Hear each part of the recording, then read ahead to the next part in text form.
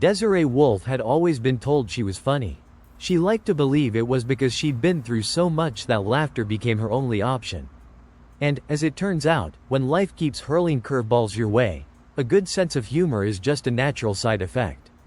Today, Desiree was here to talk about something she calls the 24-hour rule, a strategy that's as simple as it is powerful.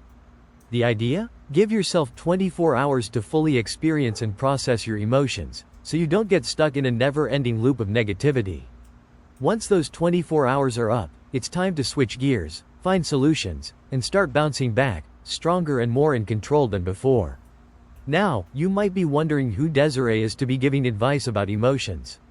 Well, she's someone who's navigated more life ups and downs than a malfunctioning roller coaster, breakups, career changes, and the occasional existential crisis, just to name a few.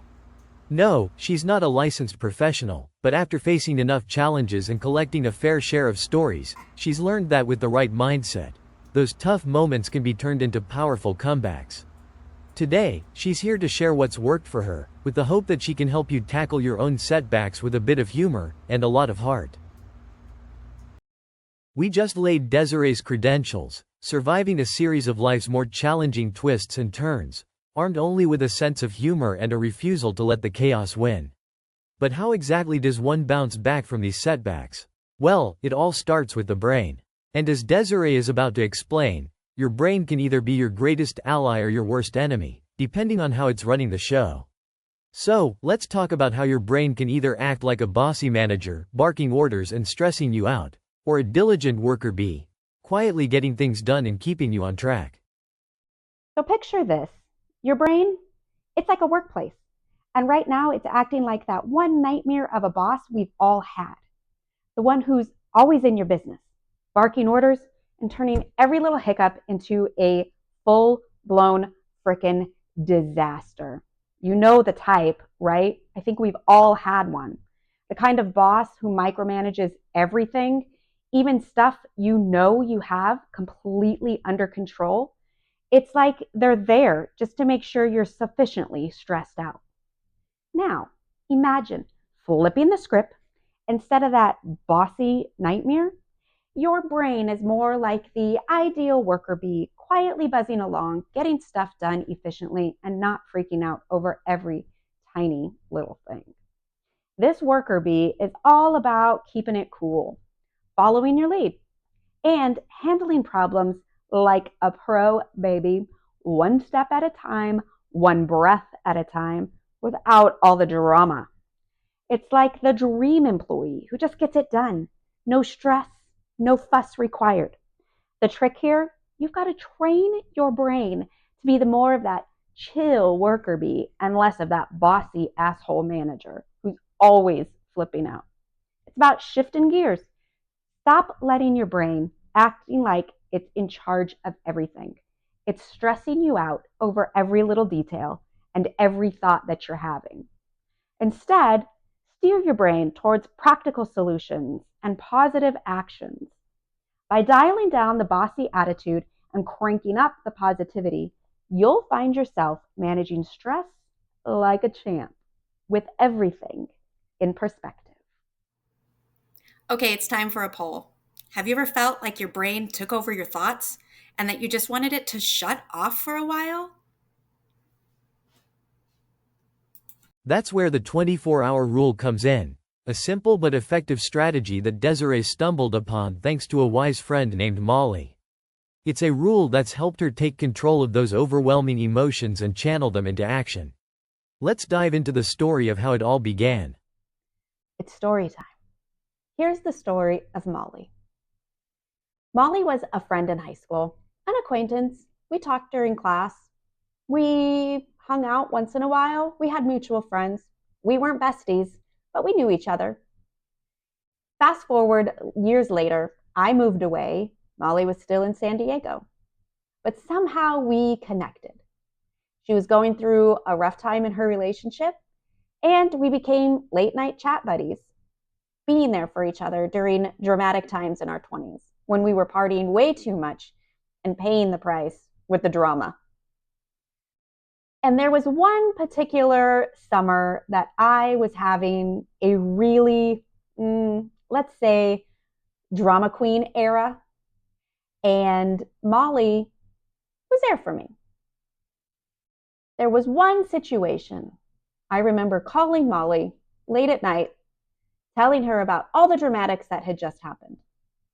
I was whining, I was crying, I was talking about being depressed. And Molly said to me some of the best advice I've ever received. Girl, you've got to give yourself 24 hours to feel like shit, to feel sorry for yourself, to be mad, and then you have to move the fuck on. After those 24 hours, get your ass off the couch, get in the shower, go for a walk, grab a beer, and get the fuck out of your head. And that's the story of how the 24-hour rule came into my life. I've been applying this rule in some of the most interesting situations, from relationships, breakups, job loss, computers dying, everything from something little to something big. I've learned how to put the 24-hour rule into place. Knowing the rule is one thing. Putting it into practice is where the real magic happens. And now, let's break it down, step by step, with practical tips for mastering your emotions and turning that 24-hour window into your personal power tool. All right, step one is first things first. You have to allow yourself to feel all the feelings. Seriously, you have to go through the motions. Whether you're sad, frustrated, go ahead. I want you to wallow in it.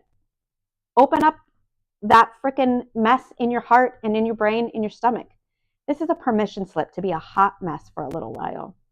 Feeling crappy and having negative emotions, it doesn't make you weak. It honestly just makes you a little more human.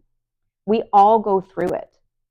So the first thing you need to do, take a deep breath and embrace the chaos that's unfolding in your brain.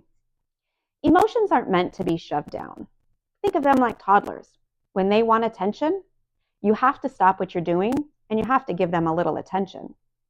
So let yourself be a little messy. It's all good. The world is not going to crumble because you decided to be a hot mess for a little while. Step two, though, here's where the 24-hour rule kicks in. Now that you've given yourself permission to be upset, you have to make sure that you're putting boundaries in place. So grab your phone, set a timer, you guessed it, for 24 hours. This moment right now is the official start of your self-pity party. It's time to eat that giant pint of cookies and cream ice cream, binge watch Friends for the 800th time, cry when Monica proposes to Chandler. But when that timer goes off, it's game over for that pity party. You have to get up, and it's time to figure out how to move on. No more dwelling, no more moping around. Take a shower, change out of your pajamas, go for a walk. You've given those feelings their time. Now it's time to pack up their bags, kick them out, and move on.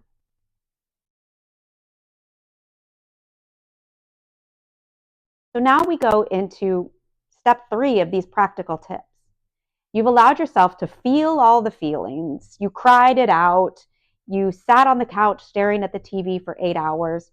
It's time to put that worker bee brain into good use and start practicing your brain becoming a listener and not the boss.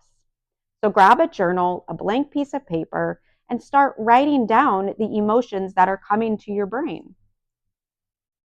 What can you do to fix what happened? What can you do to prevent it from ever happening again? No idea is too small. No thought is too ridiculous. This is about taking all of the crap that's in your brain and letting it loose. Taking back control of how your brain is processing your thoughts. Write it all down. Big plans, tiny tweaks, or just letting go of all that anger. This is where you go from feeling the feels to start doing the do. And if you need a little bit more support, which this is kind of my favorite part, turn to friends. It's important that you have friends that you can share with when you're going through stressful times and when you're upset, especially the friends who can turn any worst day into a comedy show. Friends like me, we love sarcasm. There was this time that I remember I was so upset and I was messaging a girlfriend of mine and she sent me back this video that was so incredibly funny. First of all, I almost peed my pants and then I forgot what I was mad about. It sounds so simple, but sometimes reaching out to a friend and just having them bring some laughter can really change your perspective and the energy that's going on in your body and in your brain. Friends are there to offer advice if you want it, support if they can give it, and sometimes just a good old laugh to help you see things in a new light. Remember, you're not alone, and this is a great way to put things into perspective. As Desiree prepares to wrap things up, she has one more trick up her sleeve.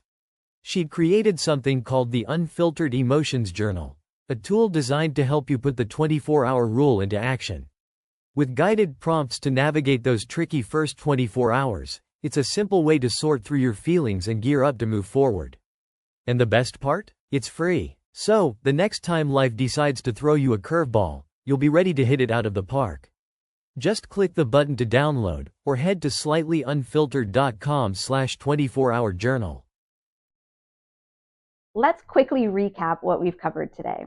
First, we talked about how your brain can either be a bossy manager, making everything feel overwhelming and stressful, or it can be a diligent worker bee, helping you stay productive and focused.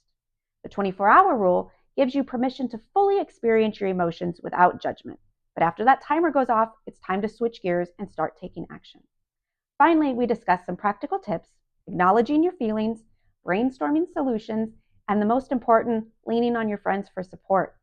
Together, these steps can help you regain control and bounce back from any setback you experience. I encourage you to try the 24-hour rule the next time you face disappointment. See if it helps you bounce back without falling down a dangerous rabbit hole of negative thoughts. And the next time life tries to drag me into a downward spiral, I'm going to be so emotionally empowered. I'll grab that spiral by the ankles and say, "Not today, buddy. I've got plans to binge watch my favorite show and eat an entire pizza, and I'm not letting you mess up my evening, Buster." As Desiree wrapped up her talk on mastering emotions and the 24-hour rule, she realized she had just one more thing to say. But like any good show, it's best to leave the audience wanting more. On the next episode of Desiree Tries to Keep It Together, we'll dive into how to handle life's plot twists with grace, grit, and maybe a glass of wine. Thanks for tuning in.